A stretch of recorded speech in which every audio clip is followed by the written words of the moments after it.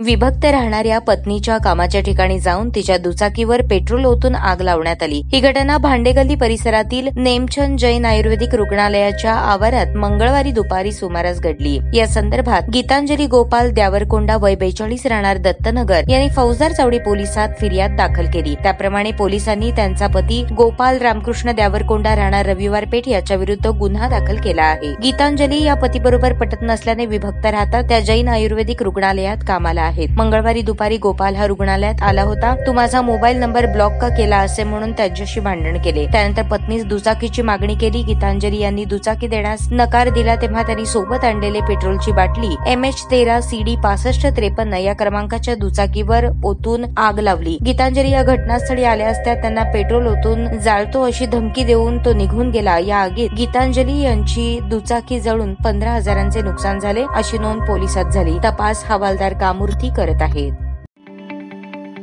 ताज्या बातम्या पाहण्यासाठी प्राईम महाराष्ट्र न्यूज चॅनलला सबस्क्राईब करा।